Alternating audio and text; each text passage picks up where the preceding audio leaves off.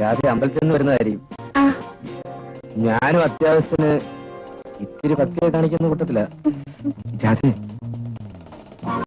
എനിക്ക് രാധയോട് ഒരു കാര്യം പറയാനുണ്ടായിരുന്നു. അതിവിടെ വെച്ച് എങ്ങനെ പറയുമെന്നാണ്. അത്രയ്ക്ക് ധൃതിയായോ? അതോ എന്നോട് സംസാരിക്കുന്നതിന് ഇഷ്ടമില്ലാത്തതുണ്ടോ? അതല്ല, പിന്നെ ചേട്ടനും ഇവിടെ വരും.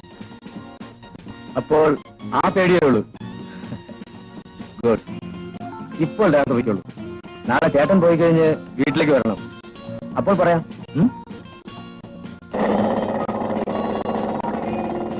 വരില്ലേ?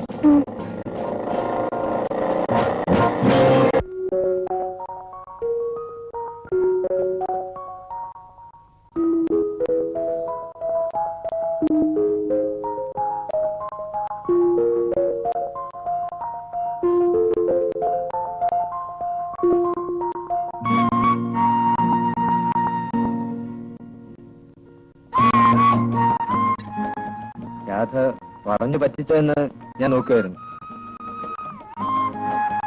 രാധ പിന്നെ ഒരു പ്രധാന കാര്യം പറയാനാണ് ഞാൻ വരാൻ പറഞ്ഞത്. പറയൂ, എനിക്ക് പോണം. ഇരിക്കുന്നേ, അങ്ങനെ പെട്ടെന്ന് പറഞ്ഞു തീർക്കുള്ള കാര്യമൊന്നുമല്ല. എന്നാ ഞാൻ പിന്നെ വരാം. ഞാൻ പറയാം. രാധയ്ക്ക് സമ്മതമാണെങ്കിൽ ആണെന്ന് പറയണം, അല്ലെങ്കിൽ ഞാനെന്നും പറഞ്ഞില്ലെന്ന് കരുതിയാൽ മതി. രാധയെ കണ്ട നിമിഷം ഞാൻ തീരുമാനിച്ചു വെച്ചാണ്. എന്താ? രാധയെ എന്റെ ജീവിത പങ്കാളിയാക്കണം. എന്താ, രാധയ്ക്ക് സമ്മതമല്ലേ?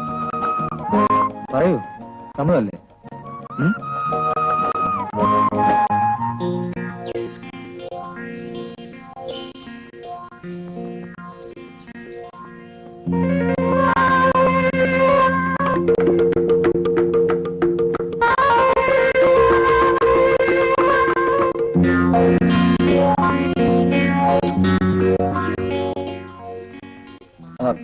സോറി, പുറത്തു വന്ന് കുറെ നേരമായി വിളിക്കുന്നു. ആരെയും കാണാത്തോണ്ടാണ്. ആയണം തരുമോ? ഞാനിപ്പോ വരാം. രാധേ, ഒരുക്കങ്ങളില്ലാതെ കാണുമ്പോഴാണ് പെണ്ണിന്റെ സൗന്ദര്യം ശരിക്കും മനസ്സിലാകുന്നത്. രാധേ, നീ സുന്ദരിയാണ്. രാധയെപ്പോലെ ഒരുവളെ ഭാര്യയാക്കാൻ കഴിയുന്നത് എന്റെ ഭാഗ്യമാണ്.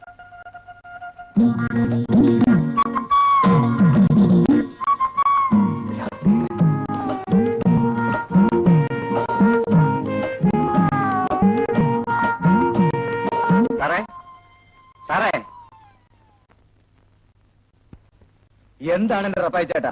സാറിനൊരു കത്തുണ്ട്.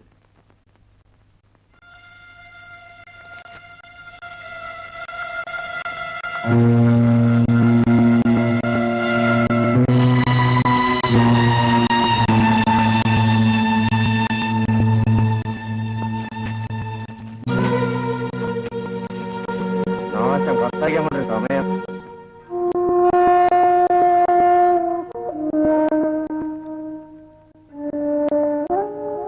നിനക്കെന്താ, സുഖല്ലേ?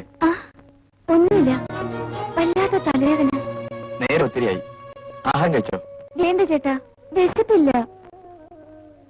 അയ്യേ, ചെറിയൊരു തലവേദന വെച്ച് പട്ടിണി ഇടന്നാലോ? വാ, ഞാൻ വിളമ്പിത്തരാം.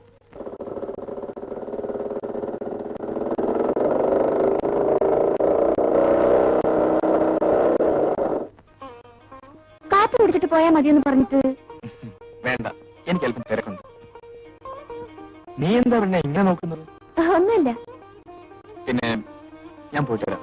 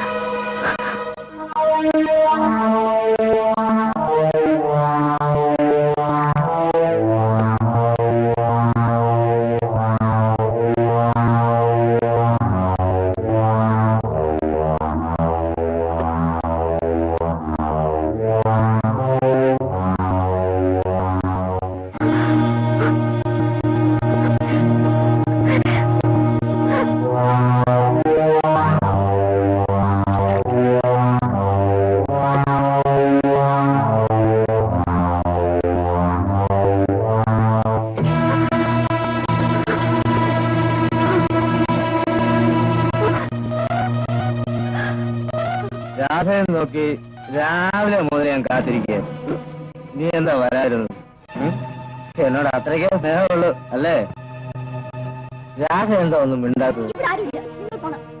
അതറിയാവുന്നതുകൊണ്ടാണല്ലോ ഞാൻ വന്നത്. എന്റെ രാധയോടൊന്ന് തനിച്ച് സംസാരിക്കും.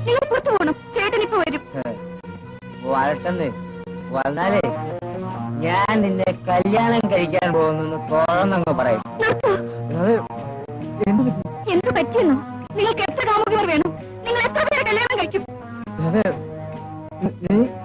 എങ്ങനെ പറഞ്ഞു എന്നല്ലേ? നിങ്ങൾ എന്നെ ചതിക്കായിരുന്നു. പഞ്ചാര വാക്കുകൾ പറഞ്ഞ് പല വീശുകയായിരുന്നു. വേണ്ട, നിങ്ങളെ കാണുന്ന പോലും എനിക്ക് വെറുപ്പാണ്. കടന്നു പോകൂ. രാഘ എന്തോ തെറ്റിദ്ധരിച്ചിരിക്കണം. ശരിയാണ്, നിങ്ങളൊരു മനുഷ്യനാണെന്ന് തെറ്റിദ്ധരിച്ച് ഞാൻ സ്നേഹിച്ചു പോയി. ഇനി നമുക്ക് തമ്മിൽ ഒരു ബന്ധവുമില്ല. നിങ്ങളെ വീട്ടിൽ നിന്ന് ഇറങ്ങിപ്പോണം, അല്ലെങ്കിൽ ഞാൻ ബഹളം വെച്ച് ആളെ കൂട്ടും.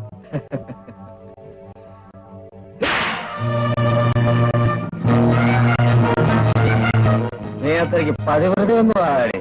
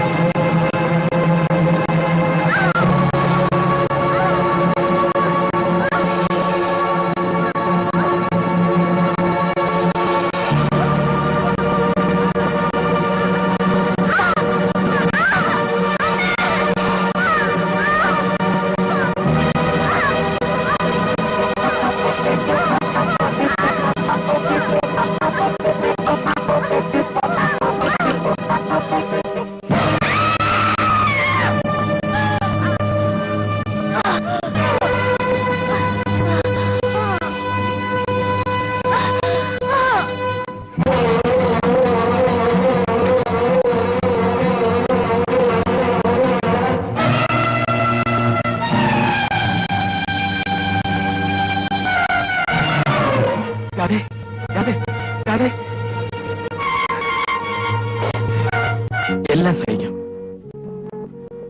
എനിക്കെതിരെ ഉന്നയിക്കപ്പെട്ട കുറ്റം എന്താണെന്നറിയോ? ഞാൻ എന്റെ പെങ്ങളെ നശിപ്പിക്കാൻ ശ്രമിച്ചപ്പോ അവൾ എതിർത്തതുകൊണ്ട് ഞാൻ അവളെ കൊന്നു. അതെ ശാലിനി, അങ്ങനെ അവൻ എന്റെ പെങ്ങളുടെ ജീവിതം പിച്ചിച്ചേന്തി അറിഞ്ഞു. എന്നെങ്കിലും ഒരിക്കൽ ഞാൻ അവനെ കണ്ടുമുട്ടും. ഒന്ന് എല്ലാം വിധിയാണെന്ന് കരുതി സമാധാനിക്കാൻ ശ്രമിക്കൂ. ശ്രമിച്ചു ശാലിനി, പക്ഷേ കടലിലെ തിരകളെ പോലെയാണ് മനസ്സിലെ ഓർമ്മകൾ. ഒരിക്കലും മരിക്കില്ല. ശരിയാണ്, പക്ഷേ ചിലപ്പോൾ ചിലരെല്ലാം മറക്കാൻ കഴിഞ്ഞില്ലെങ്കിലും മറന്നെന്ന് നടിക്കണം. എന്നെപ്പോലെ ഉപദേശിക്കാമെന്ന് കരുതരുത്.